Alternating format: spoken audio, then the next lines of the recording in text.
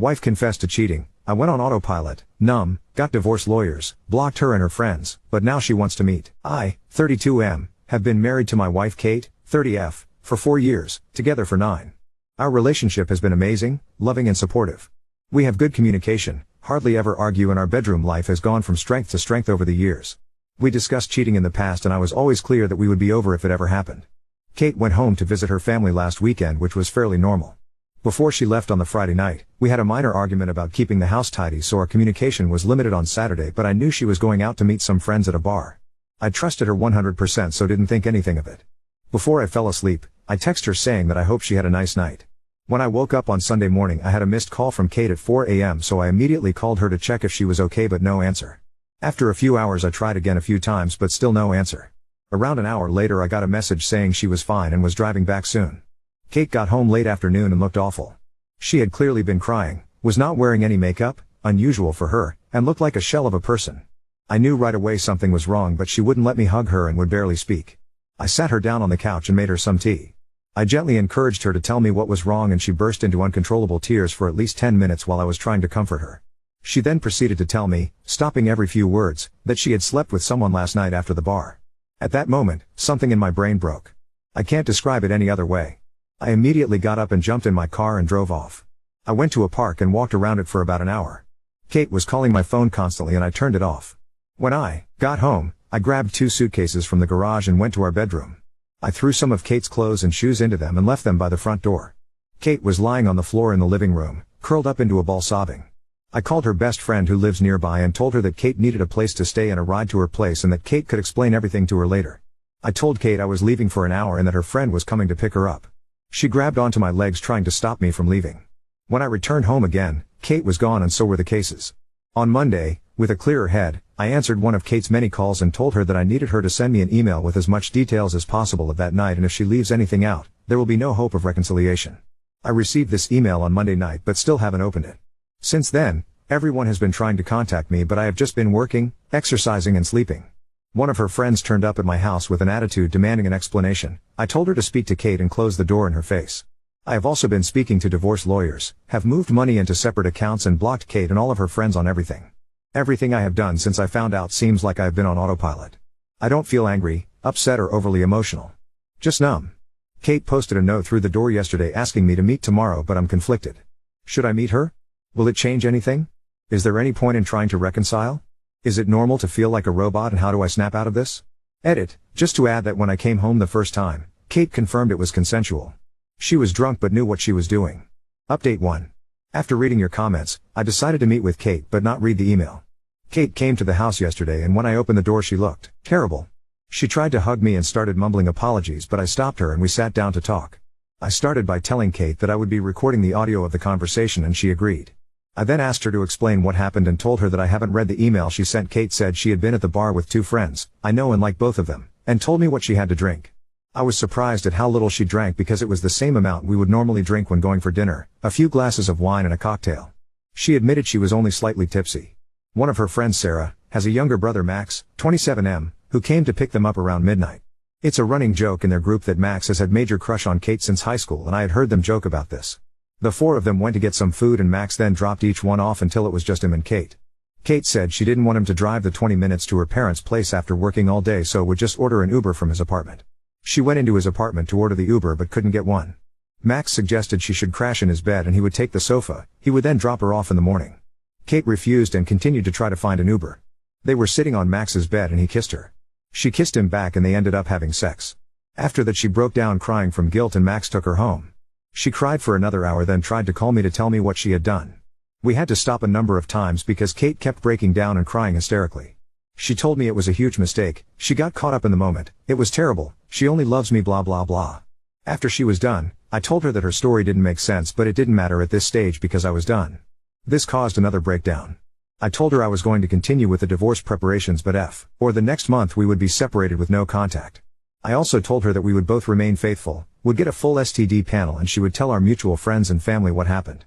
If she sticks to these conditions, I would be willing to meet again to see if there was any way forward other than divorce.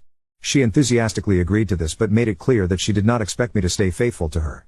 I know many of you will criticize this decision, but I need to be sure that divorce is the right option after I have had time to process everything that has happened. I am still 99% sure that is where we are heading, but I need to be 100% certain. Update 2. First of all, I'm not in robot mode anymore. I have been having bursts of intense feelings of anger and betrayal, but have been keeping busy with work and exercise. My friends have also been great since they found out and have been dragging me out of the house to hang out. I decided to read the email and wish I hadn't. The story Kate told in the email was mostly the same, but there was no mention of going into Max's apartment to order an Uber. There were also pretty explicit details of what they did, for how long, and that they had apparently used a condom. I will never be able to forget this description. Many people who were originally criticizing me for kicking Kate out of the house have now apologized, but they can keep it. Kate's parents reached out to apologize and I spoke to them because we had a good relationship before all of this. They begged me to try to work it out, but said they understood if I decided to get divorced. I didn't commit to either option. Kate's other friend, that was there that night, contacted me to tell me her side of the story. It mostly matched up, bar food home. She said Kate could stay over at her house, but she refused, saying she was driving home early the next morning. Max apparently insisted that he would take Kate home. The version of the story that she told didn't mention Kate trying to get an Uber, only that Max invited her in and she accepted. I asked her if she had ever suspected anything before, and she told me that about a year ago, she went to meet Kate for coffee but found Max sitting with her when she arrived. Apparently Kate looked guilty, but when asked about it she said they just met by chance. Sarah, Max's sister, also reached out to me and I spoke to her too. She was angry with both Max and Kate and told me a similar story. Apparently her whole family are angry with Max and she had not spoken to Kate since she found out. She apologized on behalf of her idiot brother and said she had warned him to stay away from Kate since high school. She didn't think anything else had happened between them. I have had zero contact from Kate but heard that she was going to be moving into an Airbnb near our house. Apparently she is not coping well and called in sick from work a few times over the last few weeks. She does have support from the friend she is currently living with, and I asked her parents to keep an eye on her. Her parents came up to see her this past weekend. I went out with some friends at the weekend and ended up drunk at a bar. I was talking to a girl there who I probably could have gone home with, but I stopped myself because I wanted to keep my self-respect. Reading the email and hearing what they had done made me give up hope of repairing this. Especially when I know she is not being truthful with me on other things, so who knows. I will be moving ahead with the divorce and might not even wait a month before telling Kate that this is my final decision. Update 3. I debated posting this update, but a lot of people seem to be invested in this mess, so here it is. Apologies in advance if this is TMI. Kate sent me an email last week asking to pick up some things she needed for work. My lawyer told me not to prevent her from having access to the house or her possessions, so I reluctantly agreed that she could come over on Thursday night when I would be at the gym. I told her to be out by 7:30, but when I got home at 8 she was still there. When I walked in, she had left a few work-related items next to the stairs and she was chopping vegetables for dinner. She looked amazing with her hair and makeup done, wearing one of the dresses I like. The whole place had been tidied and cleaned. I calmly asked her to leave immediately and she made her way to the door but stopped and asked if we could speak. I should have said no, but I eventually agreed. We sat down and had a conversation for around an hour which jumped from topic to topic. Again I told her I would record the audio and she agreed. I started by asking her if she had kept her side of the agreement we made the last time we spoke. She said she had taken an STI test which was all negative, mine was too thankfully, and a pregnancy test which was negative. She hadn't been with anyone else and also told a few friends and family what happened, and many of them were angry and were not speaking to her. I asked a lot of questions that had been turning over in my mind for the last few weeks. She confirmed that her reason for going into Max's apartment, the Uber story, was BS, and she said he invited her in for a drink and she agreed knowing at some level that something was going to happen. She can't explain why she did this other than being selfish and enjoying the attention. She also confirmed that she had texted with Max a few times over the years because he would shower her with compliments and make her feel good. He would always initiate and she was apparently careful not to lead him on, and said she had never sent him explicit messages or pictures. Kate also told me that they had hooked up about 6 months before we got together but never had sex. She admitted that she was always a bit curious. Her story about being caught at the coffee shop was that Max had texted her asking what she was up to and she had told him where she was. He then turned up. She swore this was the first time they had ever done anything since we had been together. She said there was nothing missing in our relationship and she hates herself for ruining her perfect marriage and causing me so much pain. I told her that I still don't believe her story and that there was no point in continuing the conversation. She calmly asked what she would need to do to make this right, offering up her phone, location sharing, not going out without me, etc. She had clearly been doing some research. I said that I had no plans to become her prison guard, especially when I would never get over the betrayal. Things then took an unexpected turn which caught me completely off guard. She asked me to turn off the audio recording because she had something private she wanted to discuss and didn't want other people hearing it. I refused and she reluctantly continued. She asked if I had been involved with anyone else sexually since all of this happened, making it clear she was fine with it.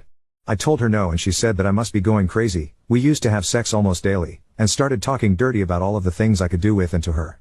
This involved a lot of kinky things that I had wanted to try or had only done a few times. She said she wanted to meet my needs, even if we did not get back together.